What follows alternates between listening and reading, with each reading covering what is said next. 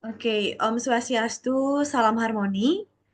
Pada presentasi kali ini, saya dan rekan-rekan saya akan mempresentasikan terkait tugas yang sebelumnya telah diberikan, yakni tentang literasi humanistik dalam kehidupan berkeluarga. Namun sebelum itu, izinkan saya dan rekan-rekan saya untuk memperkenalkan diri.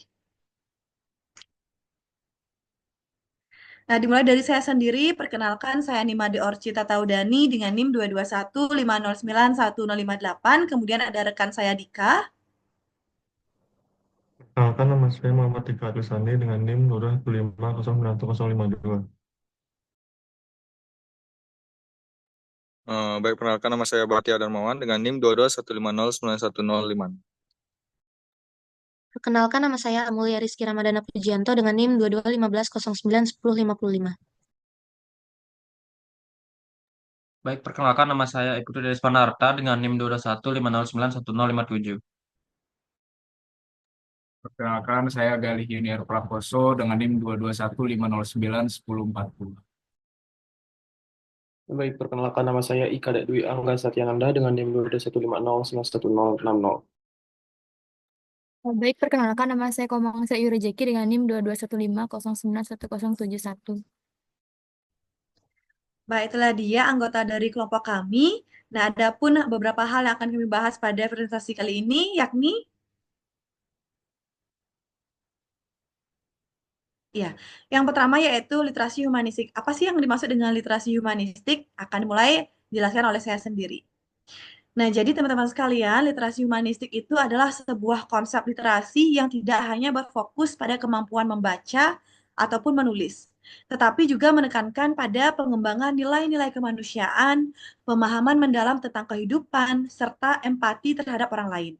Nah, literasi ini berupaya membangun manusia yang tidak hanya cerdas secara intelektual, tetapi juga memiliki kepekaan moral, sosial, dan juga budaya. Nah, ada pun beberapa ciri-ciri dari literasi humanistik itu yang perlu kita ketahui, yakni yang pertama yaitu berpusat pada kemanusiaan, kemudian mengintegrasikan nilai-nilai etis, kemudian berorientasi pada pemahaman multikultural, yang selanjutnya yaitu mendorong refleksi dan kritis, serta fokus pada keseimbangan emosi dan juga akal. Nah, literasi humanistik ini sangat penting adanya, terutama dalam keluarga. Next. Nah, mengapa literasi humanistik itu penting dalam keluarga? Nah, literasi humanistik itu sangat penting dalam keluarga karena keluarga adalah lingkungan pertama tempat anak-anak belajar nilai sikap, kemudian perilaku, dan juga membentuk karakter dan cara pandang mereka terhadap dunia.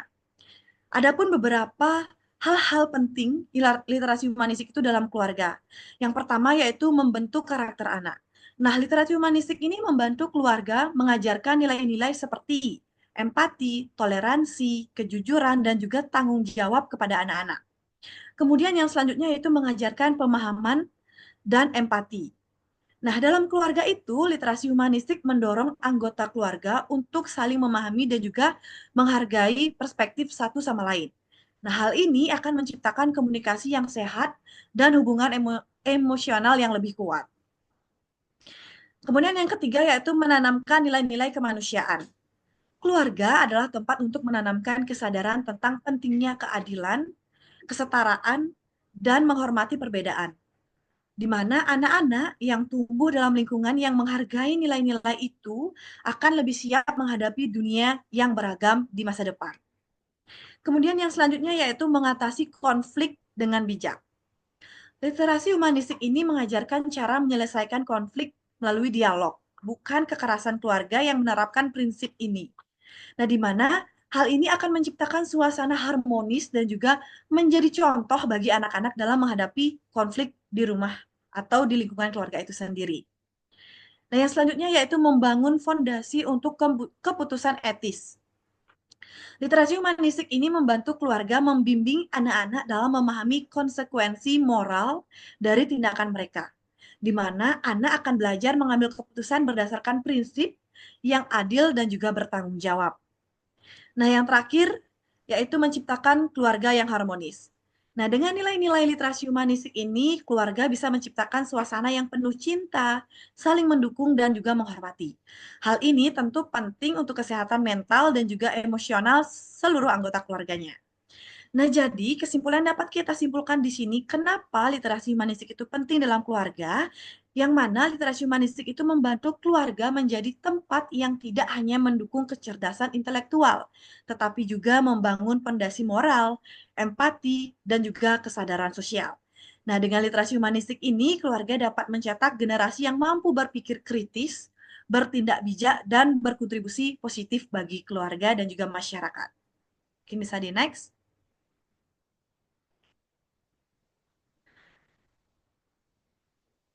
Nah, selanjutnya yaitu tujuan literasi humanistik sendiri. Apa sih tujuan dari literasi humanistik itu? Nah, tentu tujuannya yaitu membentuk individu yang lebih bijaksana dan berempati dalam menghadapi masalah kehidupan, kemudian menumbuhkan rasa tanggung jawab sosial dan kemampuan untuk berkontribusi positif terhadap masyarakat, dan juga menghadirkan pendekatan yang lebih manusiawi dalam pembelajaran, kebijakan, dan praktik kehidupan sehari-hari. Nah, itulah pentingnya literasi humanistik pada kehidupan keluarga sesuai dengan manfaat-manfaat literasi humanistik pada keluarga itu sendiri. Nah, di mana literasi humanistik itu dapat membentuk individu yang lebih bijaksana dan berempati, kemudian bertanggung jawab dan memiliki rasa sosial, serta pendekatan yang lebih manusiawi dalam pembelajaran. Nah, mungkin itu yang dapat saya sampaikan pada presentasi kali ini. Untuk materi selanjutnya akan dijelaskan oleh rekan saya.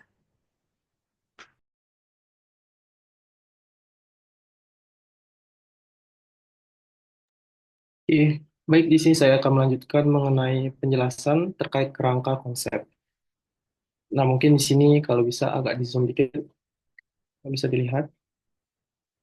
Nah, ini merupakan gambaran konsep besar mengenai bagaimana literasi humanistik bisa diterapkan dalam kehidupan keluarga.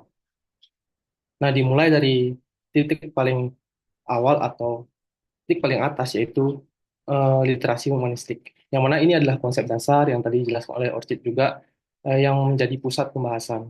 Nah, semua elemen yang ada di bawahnya bertujuan untuk menggambarkan bagaimana literasi humanistik bisa diwujudkan dalam kehidupan keluarga. Nah, kemudian mulai turun dari literasi humanistik, kita turun ke nilai dasar. Nah, ini anggapannya seperti pilar-pilar utama yang mendukung literasi humanistik. Nah, di sini ada 4, yaitu empati, moralitas, keadilan, dan juga kolaboratif. Nah, kemudian selanjutnya, nilai-nilai itu perlu diimplementasikan dalam kehidupan sehari-hari. Nah, disinilah kita masuk ke bagian implementasi dalam keluarga. Nah, di bagian ini menjelaskan 3 cara utama untuk mengimplementasikannya, yaitu diskusi keluarga, penguatan nilai, dan juga penerapan praktis. Nah, di bagian diskusi keluarga terdapat khususnya di implementasi dalam keluarga itu ada beberapa cabang lagi, yaitu mulai dari faktor pendukung dan hambatan dan juga peran dan teknologi. Nah, di tantangan itu, di pendukung dan hambatan itu dapat cabang lagi, yaitu komunikasi terbuka, keterlibatan aktif, keterbatasan waktu, dan juga perbedaan pandangan. Nah, kemudian di bagian peran teknologi itu ada aplikasi komunikasi, kemudian platform pembelajaran daring, media sosial untuk inspirasi, dan juga aplikasi edukasi interaktif. Nah, kemudian yang terakhir yaitu merupakan tujuan, yang mana semua ini bertujuan untuk mencapai hasil akhir dari apa yang diimplementasikan di dalam keluarga, yaitu ada 2, yaitu meningkatkan komunikasi sehat dan juga menciptakan harmoni dalam kehidupan keluarga. Nah, untuk setiap detail penjelasan dari masing-masing cabang yang ada di bagian ini akan dijelaskan oleh rekan saya. Mungkin itu saja yang bisa saya sampaikan. Untuk selanjutnya akan dijelaskan oleh rekan saya. Terima kasih. Baik, jadi di sini saya akan jelaskan masing-masing cabang dari peta konsep yang telah dijelaskan oleh Dwi Angga tadi. Jadi yang pertama itu ada nilai dasar. Jadi nilai dasar ini menjadi fondasi penting yang diharapkan ditanamkan dalam keluarga melalui literasi humanistik. Yang dimana nilai dasar ini meliputi empati, moralitas, keadilan, dan kolaboratif. Empati ini merupakan kemampuan memahami perasaan, anggota keluarga yang lain untuk membangun ikatan emosional yang kuat. Yang kedua itu ada moralitas, dan di mana penerapan nilai-nilai etika, kebaikan, dan juga perilaku yang terpuji dalam keluarga. Dan juga keadilan, di mana keadilan ini yaitu sebuah pembagian peran, tanggung jawab, dan juga perhatian yang merata dalam keluarga tanpa diskriminasi. Dan yang terakhir yaitu ada kolaboratif, yaitu mendorong kerjasama antara anggota keluarga dalam mengatasi masalah dan mencapai tujuan bersama. Next. Next. Dan di cabang selanjutnya yaitu ada implementasi dalam keluarga. Jadi, implementasi dalam keluarga ini merupakan sebuah nilai-nilai dasar yang dapat diimplementasikan dalam pendekatan praktis di dalam keluarga. Jadi yang pertama itu ada diskusi keluarga yang mengadakan diskusi yang bersifat terbuka dan partisipatif untuk menyelesaikan permasalahan dan perkuat pemahaman bersama. Dan yang kedua itu ada penguatan nilai, di mana upaya keluarga untuk memperkokoh nilai-nilai seperti empati, moralitas, dan keadilan dalam kehidupan sehari-hari. Dan yang ketiga itu penerapan praktis, yang dimana mengaplikasikan nilai-nilai tersebut secara konkret dalam aktivitas keluarga, seperti berbagi tanggung jawab dan juga merayakan keberhasilan bersama. Next. Dan di cabang selanjutnya yaitu ada faktor pendukung dan hambatan. Yang dimana proses implementasi nilai-nilai humanistik ini dalam keluarga tentunya seringkali menghadapi berbagai faktor pendukung dan juga hambatan, seperti komunikasi terbuka. Komunikasi terbuka ini pentingnya keterbukaan antara anggota keluarga dalam menyampaikan perasaan dan juga pendapat. Dan keterlibatan aktif, di mana keterlibatan penuh dari setiap anggota keluarga dalam diskusi dan implementasi nilai. Dan yang ketiga itu ada keterbatasan waktu, yaitu tantangan berupa kesibukan individu yang menghambat interaksi berkualitas dalam keluarga. Dan yang terakhir yaitu ada perbedaan pandangan, di mana perbedaan pandangan ini yaitu adanya perbedaan sudut pandang antara anggota keluarga yang perlu diselesaikan dengan pendekatan empati. Selanjutnya akan dilanjutkan oleh teman saya. Terima kasih. Oke, baik, di sini saya akan melanjutkan penjelasan dari penjelasan peta konsep. Di sini ada peran teknologi. Nah, bagian ini menggambarkan bagaimana teknologi berkontribusi dalam implementasi literasi humanistik di kehidupan keluarga. Yaitu ada beberapa bagian. Yang pertama itu ada aplikasi komunikasi. Teknologi dapat digunakan untuk memperkuat hubungan keluarga melalui aplikasi yang memfasilitasi komunikasi, seperti video call atau chat grup keluarga. Selanjutnya yang kedua itu ada platform pembelajaran daring. Jadi, teknologi mendukung pengembangan pengetahuan keluarga dengan menyediakan akses ke platform pembelajaran online yang relevan dengan nilai humanistik. Selanjutnya yang ketiga itu ada media sosial untuk inspirasi. Media sosial dapat menjadi tempat untuk berbagi dan menemukan inspirasi yang mendukung harmoni keluarga. Baik, yang terakhir aplikasi edukasi interaktif. Ini teknologi interaktif dapat digunakan untuk mendidik anggota keluarga, khususnya anak-anak, mengenai nilai-nilai dasar seperti empati, moralitas, dan kolaborasi. Next.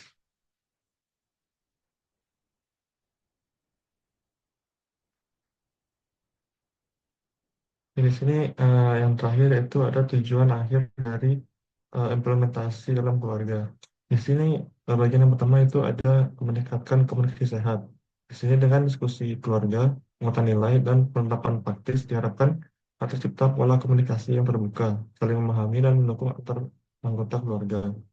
Selanjutnya yang terakhir yang kedua itu menciptakan harmoni dalam kehidupan keluarga. Melalui penerapan nilai empati, moralitas, dan keadilan, keluarga dapat hidup dalam suasana yang damai, selaras, harmoni, dan penuh kebersamaan. Nah, untuk selanjutnya akan dilanjutkan oleh teman saya.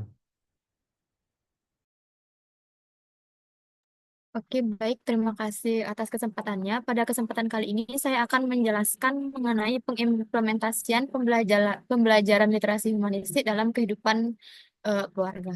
Adapun langkah-langkah implementasinya, yaitu yang pertama adalah identifikasi nilai keluarga. Nah, di sini dapat dilakukan yaitu melakukan diskusi untuk menentukan nilai-nilai utama yang menjadi fondasi keluarga seperti kejujuran, empati, ataupun kerjasama. Selanjutnya juga kita dapat menggunakan cerita ataupun pengalaman cerita sehari-hari untuk memperkenalkan dan juga menjelaskan pentingnya nilai-nilai tersebut kepada anggota keluarga. Langkah yang kedua yaitu adalah rencana pembelajaran. Nah, pada bagian ini kita dapat menyusun jadwal kegiatan yang dimana berorientasi pada literasi humanistik, seperti membaca buku yang bermoral bersama, mengadakan diskusi keluarga tentang isu-isu sosial, ataupun menonton film yang inspiratif, serta juga dapat menciptakan aktivitas yang menyenangkan serta edukatif, seperti permainan ataupun proyek keluarga yang melibatkan kerjasama. Langkah yang ketiga adalah praktik harian. Nah, pada praktik harian ini kita dapat mengintegrasikan nilai humanistik dalam rutinitas rumah tangga, seperti berbagi tugas secara adil ataupun membantu anggota keluarga yang membutuhkan, serta menunjukkan empati dalam tindakan nyata, misalnya mendengarkan cerita dari salah satu anggota keluarga yang sedang mengalami suatu masalah. Untuk langkah yang keempat atau langkah yang terakhir adalah evaluasi dan juga refleksi. Pada bagian ini kita dapat melakukan sebuah sesi diskusi mingguan ataupun bulanan untuk mengevaluasi sejauh mana nilai-nilai tersebut dapat diterapkan di dalam kehidupan sehari-hari, serta dapat memberikan sebuah apresiasi ataupun penghargaan baik berupa pujian maupun pengakuan kepada anggota keluarga yang telah menunjukkan sikap positif dalam menerapkan nilai-nilai humanistik. Untuk materi selanjutnya akan dilanjutkan oleh rekan saya. Waktu saya persilakan. Terima kasih untuk waktu yang telah diberikan. Selanjutnya saya akan memberikan contoh praktik implementasi pembelajaran literasi humanistik dalam kehidupan keluarga. Yang pertama dimulai dari diskusi harian tentang nilai kemanusiaan. Contohnya saat makan malam, orang tua mengajak anak-anak untuk berbagi pengalaman mereka tentang hari itu. Misalnya bertanya tentang, apa hal baik yang kamu lakukan atau kamu lihat hari ini? Diskusi ini dapat diperluas dengan membahas pelajaran moral dari situasi tertentu, seperti pentingnya berbagi atau menghormati orang lain. Yang kedua, ada membaca buku atau menonton film bertema nilai-nilai positif. Keluarga membaca buku cerita seperti tokoh inspiratif yang menunjukkan keberanian, kerjasama, atau empati. Setelah menonton film keluarga yang memiliki pesan moral, orang tua mengajak anak-anak diskusi tentang nilai-nilai yang terkandung dalam cerita tersebut. Ketiga, ada berbagi tugas rumah tangga secara adil. Anggota keluarga bekerja sama dalam menyelesaikan tugas rumah tangga, seperti membersihkan rumah atau memasak bersama. Keempat, ada kegiatan amal bersama keluarga. Orang tua dan anak-anak mengunjungi panti asuhan untuk menyumbangkan pakaian atau makanan. Keluarga juga bisa membuat paket makanan sederhana dan membagikannya kepada tetangga yang membutuhkan, sehingga anak-anak belajar tentang empati dan kepedulian sosial. Kelima, ada membuat proyek keluarga berbasis literasi. Bersama-sama, keluarga membuat proyek sederhana seperti menulis cerita pendek tentang toleransi atau menggambar poster bertema persahabatan dan keberagaman. Proyek ini dapat dipamerkan di rumah atau dibagikan kepada teman dan tetangga untuk menyebarkan pesan positif. Keenam, terdapat melibatkan anak dalam keputusan bersama. Ketika merencanakan liburan atau aktivitas keluarga, orang tua mengajak anak untuk memberikan pendapat mereka. Anak-anak diajarkan untuk pentingnya mendengarkan pandangan orang lain, berkompromi, dan mengambil keputusan secara demokratis. Ketujuh, terdapat refleksi mingguan tentang sikap dan perilaku. Pada akhir pekan, keluarga duduk bersama untuk merenungkan apa yang telah mereka lakukan selama seminggu. Orang tua bertanya kepada anak-anak, apa yang sudah kita lakukan untuk membantu orang lain minggu ini? 8, ada menghormati keberagaman dalam kehidupan sehari-hari. Orang tua mengenalkan anak pada tradisi, budaya, atau agama yang berbeda dengan cara menghadiri acara budaya, memasak makanan dari budaya lain, atau membaca buku yang menceritakan keberagaman. 9, ada latihan empati dalam keluarga. Ketika anggota keluarga sedang sakit atau mengalami kesulitan, seluruh keluarga bekerja sama untuk membantu dan mendukung. Terakhir, ada penggunaan teknologi secara bijak. Keluarga bersama-sama menonton video edukasi yang mengajarkan nilai-nilai toleransi, keberanian, atau kerjasama. Sehingga praktik-praktik ini membantu keluarga menerapkan literasi humanistik secara konkret, memperluas hubungan antar anggota, sekaligus membentuk kepribadian yang peduli, empati, dan bertanggung jawab. Lanjutkan oleh rekan saya. Terima kasih. Baik, untuk materi kali ini adalah langkah dan strategi yang menjadi opsi-opsi penerapannya ya. Yang pertama, sesuai dengan nilai dasar yang ada tadi, bahwa kita harus membangun dasar nilai humanistik di lingkungan keluarga. Yang pertama dengan empati, yang kedua moralitas, yang ketiga keadilan, dan yang keempat kolaborasi. Mungkin akan coba saya berikan contoh ya, empati misalnya. Nah, di saat anak itu sudah eh, berusaha terus terang kepada orang tuanya, tentu saja menjadi orang tua akan lebih bijak kalau misalnya dia mendengarkan ya, eh, tanpa mengomentari terlebih dahulu gitu misalnya, itu salah satu bentuk empati. Yang kedua adalah moralitas. Ini juga sudah disebutkan sebelumnya. Eh, Mulainya itu bisa dari orang tua ya, sebagai panutan menunjukkan tindakan yang mencerminkan seperti kejujuran, tanggung jawab, rasa hormat, dan lain-lainnya. Lalu juga dari keadilan, tentu saja eh, buat aturan keluarga yang adil untuk semua anggota tanpa diskriminasi. Yang kedua adalah libatkan seluruh keluarga dalam pengambilan keputusan yang berdampak pada kebersamaan. Jadi semuanya itu akan terdampak pada aturan yang ada seperti itu. Nah, yang terakhir adalah kolaborasi. Libatkan semua anggota dalam pekerjaan rumah untuk menumbuhkan rasa kerjasama.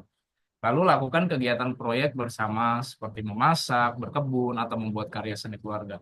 Tapi tidak sebatas hanya itu saja, setiap keluarga tentu saja punya keunikannya masing-masing, setiap anak, setiap orang tua punya ciri khasnya masing-masing, dan eh, lebih meningkatkan kesadarannya aja gitu. Di pada poin-poin mana mereka bisa bahagia bersama. Lalu yang slide selanjutnya.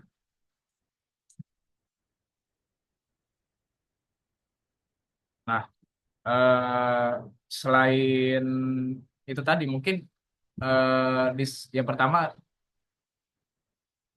cara mengimplementasikan literasi humanistik di dalam keluarga itu dengan yang pertama diskusi keluarga. Bisa dijadwalkan waktu khusus setiap minggu misalnya untuk berdiskusi dalam suasana santai, misalnya dalam makan bersama juga bisa. Lalu gunakan pertanyaan yang terbuka dan melibatkan opini dan solusi dari seluruh anggota keluarga. Yang kedua, penguatan nilai. Gunakan kegiatan harian sebagai momen untuk menekankan nilai seperti kejujuran, kerjasama, dan empati. Lalu berikan penghargaan sederhana ya saat anak menunjukkan perilaku positif sesuai dengan nilai-nilai keluarga. Nah, ini penting gitu. Terkadang kita hanya eh, meng-highlight pada saat anak melakukan kesalahan, tapi pada saat mereka menunjukkan suatu prestasi, ya kita diam aja gitu. Dan cara menunjukkannya juga jangan misalnya kita sambil main HP, oh ya mantap nak, bagus gitu ya, jangan gitu. Nah, lalu yang berikutnya penerapan praktis. Simulasikan skenario kehidupan nyata yang membutuhkan empati atau kolaborasi. Seperti membantu tetangga bisa, atau menyelesaikan konflik secara sehat. Lalu praktikan komunikasi efektif seperti berbicara dengan nada hormat dan mendengarkan aktif. Slide selanjutnya.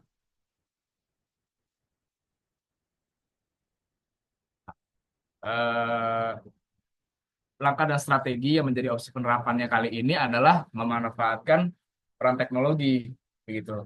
Jadi beberapa eh, teknologi-teknologi yang disajikan dalam presentasi ini tidak baku begitu, karena mungkin di setiap zaman itu akan berbeda-beda gitu, akan ada caranya lagi gitu. Nah, kalau untuk di zaman sekarang mungkin yang akan cocok adalah aplikasi komunikasi, platform belajar daring, media sosial, dan aplikasi edukasi interaktif begitu.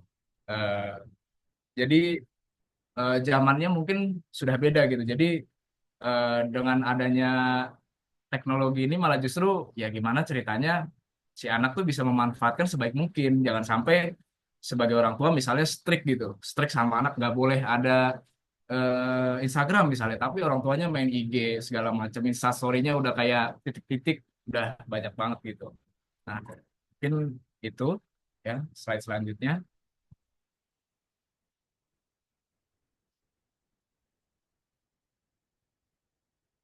Ini akan dijelaskan oleh teman saya, silakan. Baik, melanjutkan terkait langkah dan strategi yang menjadi opsi penerapannya itu dari hal melibatkan komunitas, di mana strategi yang dapat diterapkan itu dengan bergabung dalam kelompok keluarga ataupun komunitas yang memiliki visi serupa tentang pendidikan yang berbasis nilai. Lalu juga strategi yang dapat diterapkan itu ikut serta dalam kegiatan sosial yang melibatkan berbagai kalangan. Selanjutnya, dorong anak untuk berinteraksi dengan orang-orang dari latar belakang yang berbeda-beda. Dan yang terakhir, strategi yang dapat dilaksanakan itu adalah ajarkan pentingnya menghormati perbedaan dalam kehidupan sosial. Next.